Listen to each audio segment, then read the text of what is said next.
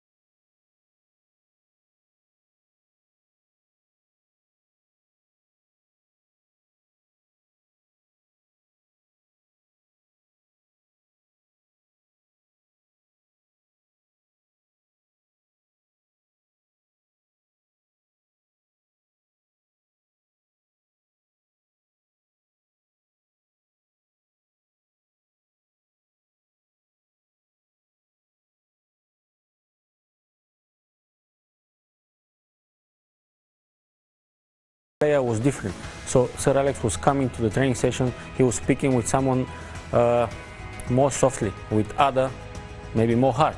Maybe you can give you one behind the head, you know, just to wake up. So he had a method that know how to provoke you to give the best for the team, even if you don't play from the beginning of the game. It was that special know how to speak with the players.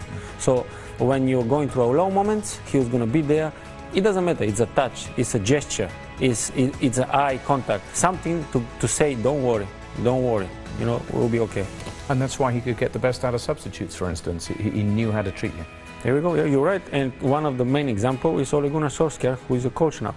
I had the chance to work with him when my first year in Manchester. We were doing some training sessions together after the training, one-on-one shooting, and you can see how he was speaking again with players, knowing, obviously, and learning from Sir Alex. So that's why I think he's going to be a good coach. So it's interesting, we're sitting here and we've got the picture of you in your United colours behind you. Of course, we're showing pictures of you in all your different clubs. But just to round up this segment, what does Manchester United mean to you now? And what does having been a star for Manchester United mean in terms of your career and your life going forwards? Well, this was my prize, probably.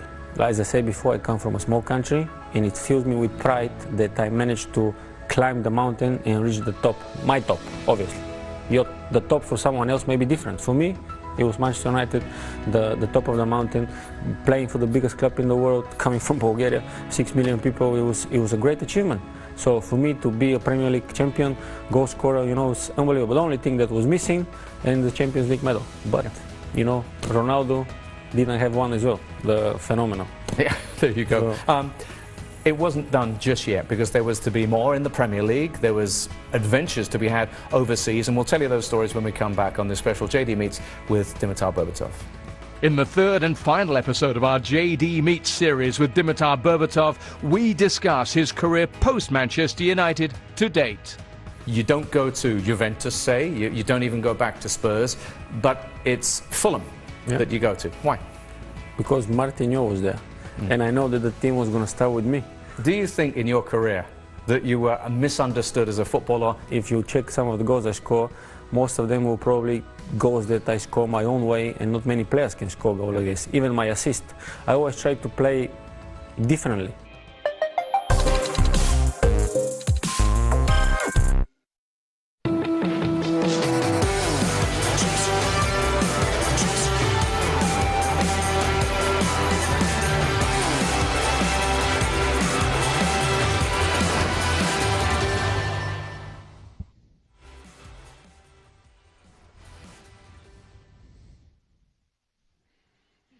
And the early kickoff from today takes us to the Madia Stadium in Jakarta, just on the outskirts of the Gelora Bung Karno Stadium. This stadium, of course, some 50 hours traveling time between PSM Makassar's very own stadium to this place, just to play their AFC Cup tie against Shan United, the helpless team from Myanmar, of course, the Myanmar National League champions who are on an 11-game losing streak. Well done to these fans. 50 hours, the traveling time, that's how much they love their teams.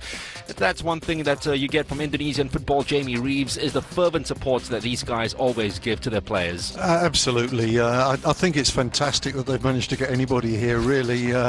And there they are, all wearing their maroon colours to support their team.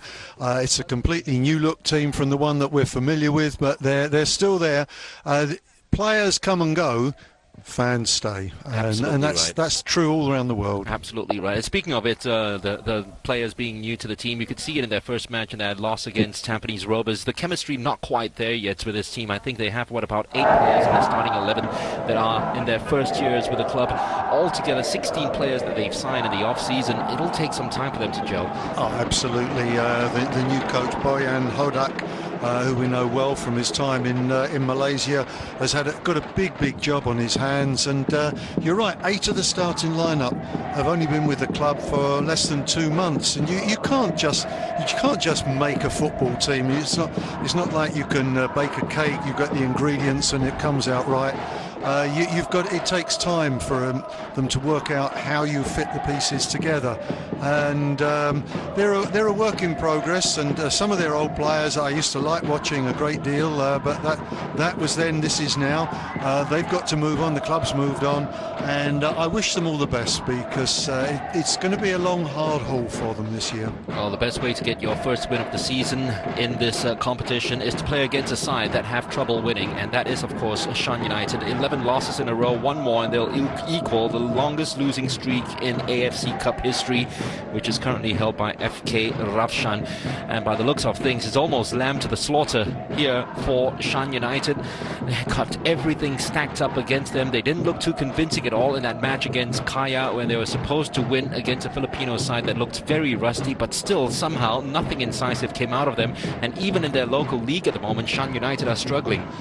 Well, yes, these aren't the best of times for Shan United, and they could desperately do with a good result today. Maybe getting away from the domestic league might be quite good news for them. I think they're sitting 4th in the table at the moment. They haven't conceded too many goals. I think they're averaging a goal a game. The other end of the pitch, they're averaging more than a goal a game. So they're not that far away from getting results, but it just hasn't worked their way. And it's not the best of times, but it might be a good time for them to be playing against DPMM. Well, 13 games they played in this competition. PSM, yes. 13 games they played in this competition. Shan United, only 1 win, and that came away from home against Boinket back in 2018. That was 11 games ago that they won. And it is a horrendous record that they take to this pitch.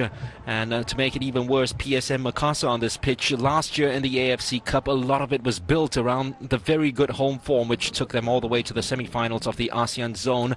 You're talking about a team who've scored 16 of their 20 goals in the AFC Cup in this stadium in itself.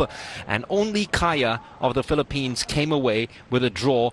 The rest of them were wins for PSM Makassar. That's terrific. That's what you want in an international competition. You want your home to be a fortress, and you want to know that you're definitely going to get the 3 points at home. See what you can sneak away from home, and that will usually see you through. But as we said before, this is a very different look PSM from the team that did so well previously, and it'd be very interesting to see how they go. I mean, just about the only guy that really, the name that springs to mind is Rizky Pelu, and almost nobody else do I recognise from the starting lineup. So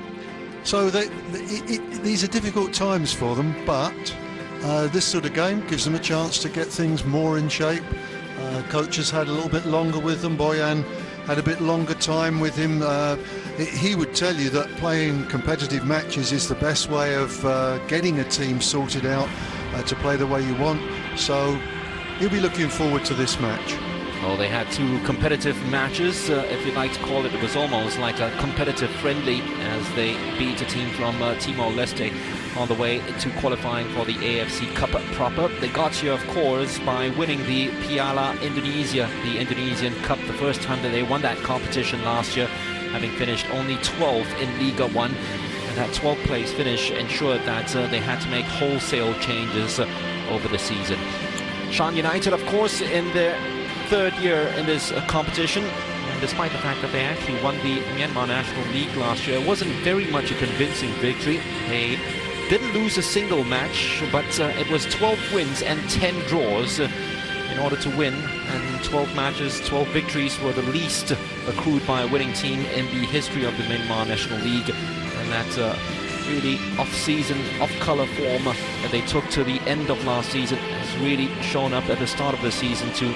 Good news for them is that their league actually started sometime in mid-January, so they are in full competition mode at the moment, aren't they?